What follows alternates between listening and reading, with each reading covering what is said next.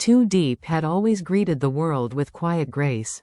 That evening, she began the same way.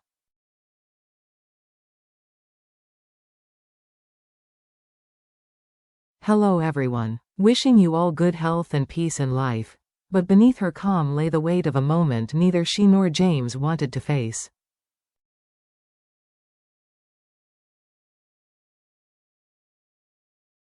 It was a farewell wrapped in silence. CEO James's last act of love for her before leaving Vietnam.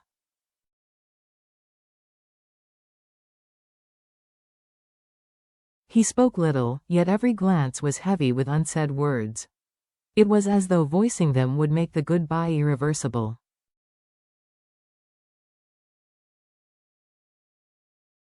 Ahead of him was a journey to Cambodia, into the chaotic heart of a business crisis.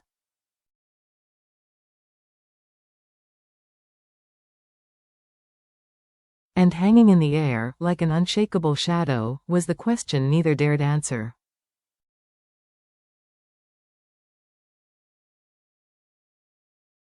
Would this be the last time he saw her, or would fate, in its quiet way, find a path to bring them back together?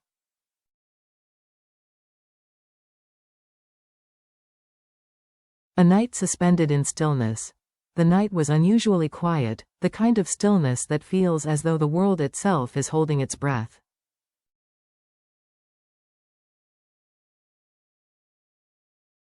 James sat in his car for a long moment outside her dimly lit house. Tomorrow, he would board a plane bound for Cambodia.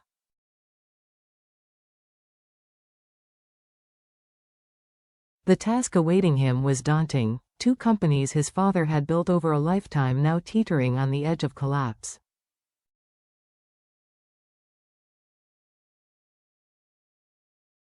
No one could tell him how long he'd be gone. No one could promise he would ever come back.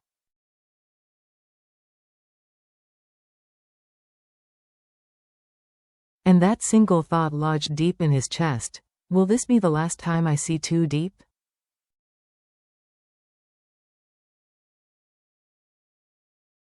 The call that changed everything. Earlier that day, his mother had broken the news.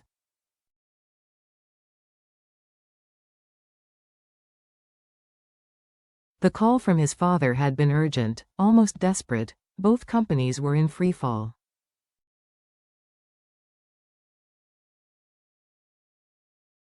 His presence was no longer optional, it was the only hope left. His mother had suggested, gently, that perhaps his father should close the businesses and return to Vietnam to live with family.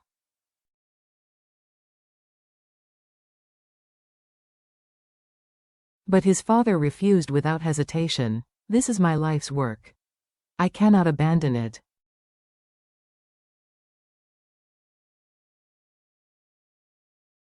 James understood. He, too, had dreams he could not surrender.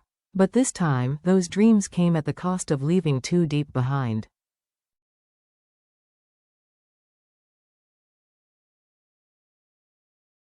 The kitchenware goodbye began. That evening, James stepped into the small, warm kitchen of his mother's home.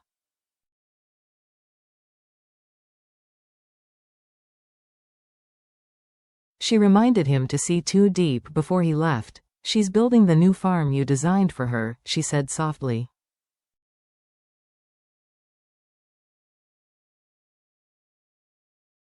Spend one last evening together. Who knows when you'll be back? By the time James arrived, the sun had long dipped behind the mountains.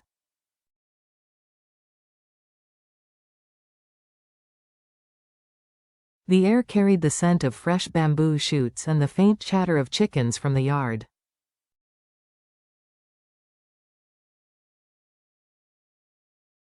Too Deep wasn't home yet. She had gone to buy more chicken feed. When she returned, she smiled apologetically, a small bag in hand.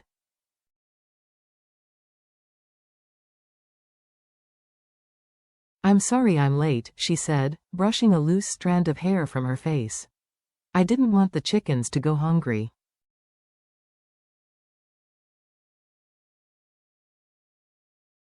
James had already prepared dinner, steamed rice, stir-fried vegetables, a bit of meat.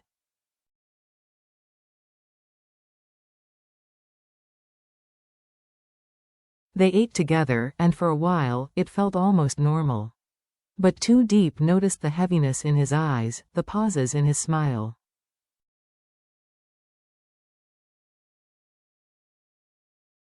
The words he didn't want to say. "Something's wrong," she said quietly. James set his chopsticks down.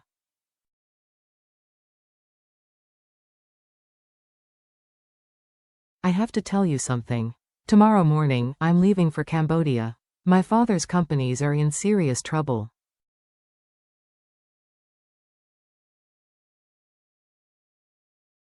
If I don't go, they might go bankrupt. I don't know when I'll be back." For a moment, she said nothing.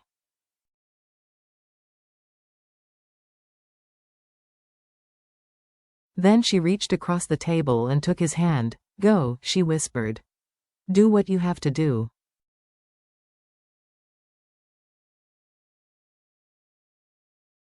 "I'll be here waiting, no matter how long it takes." Her words should have comforted him.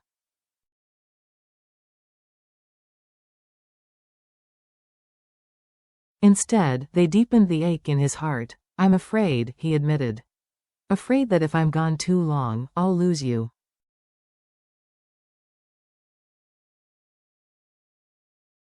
"You won't," she said firmly. "Even if it's 1 month, 1 year, or many years, I'll still be here."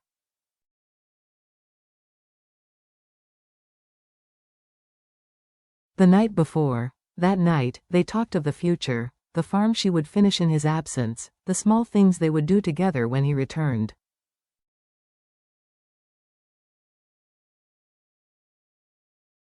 He told her to take care of herself, to never push her health too far.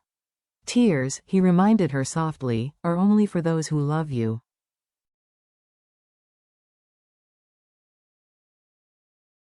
Never cry in front of people who wish you harm. When they finally lay down to sleep, Too Deep wrapped her arms around him as if sheer will could keep him from leaving.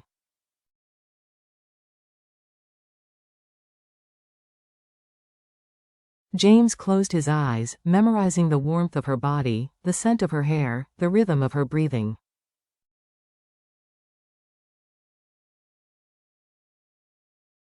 Morning would come too soon.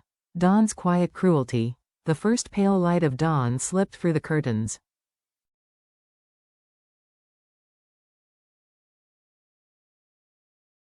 James opened his eyes to find her still asleep, her hand clutching his. He didn't want to wake her.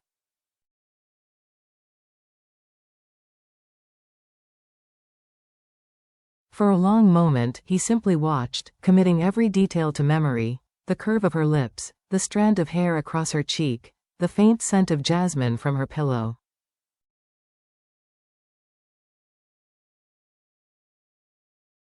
But the clock would not wait. He brushed the hair from her face and whispered, "I'll be back." Too Deep.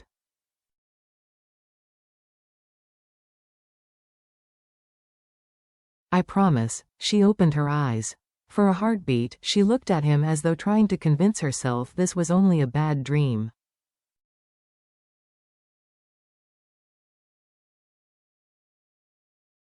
But she didn't cry. Instead, she rose and helped him gather his things.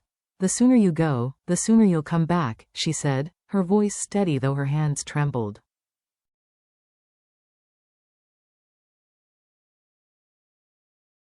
The gate between them. They walked together to the small front gate. The air was cool, scented with earth and morning dew.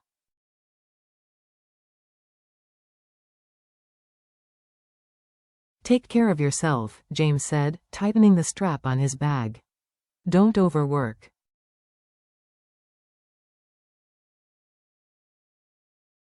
"Let Lynn and my mother help you with the farm.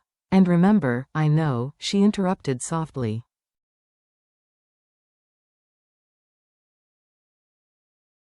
"Tears are only for those I love. I'll save them for when you come back." He smiled, though his chest felt heavy, and pulled her into one last embrace, so tight it felt as though they could defy the world and stay like this forever.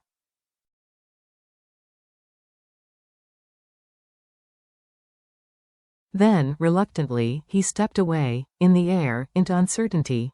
The ride to the airport felt endless.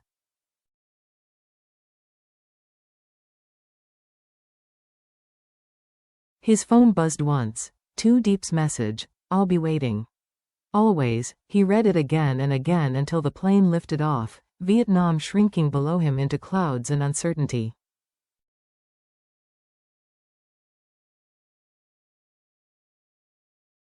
Cambodia. The battlefront. The crisis hit him instantly.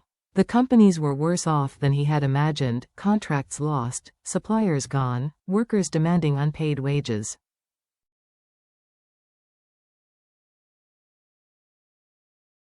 Days blurred into nights of tense negotiations and sleepless hours over spreadsheets and bank statements.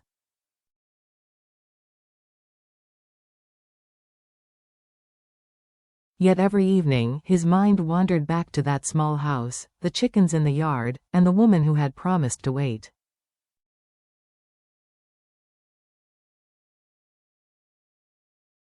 The shadow of sabotage.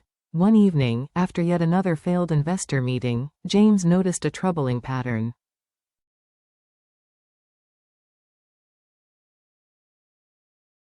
Investment capital had been withdrawn suddenly. Contracts were cancelled without cause.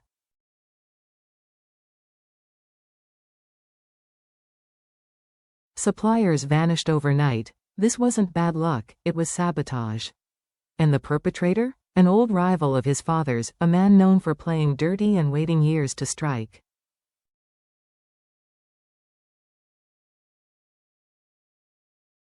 The threat to Too Deep.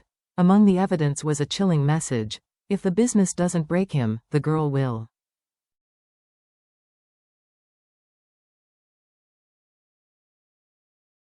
There was no doubt who the girl meant. James's first instinct was to fly home immediately.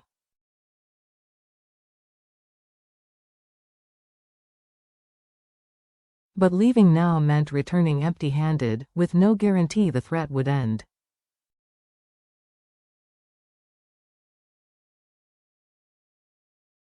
A decision forged in rain. That night, on his hotel balcony, the warm Cambodian air was thick with the scent of rain.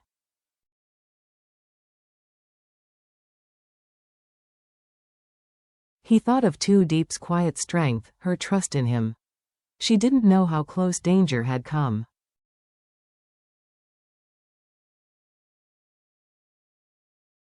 Maybe it was better that way. He decided he would stay. He would fight this battle to its end, then return, victorious and unbroken.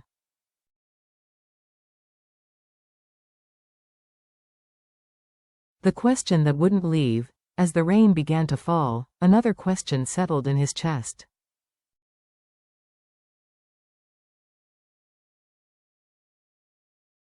When this is over, will Too Deep still be waiting, or will distance, silence, and danger pull her away?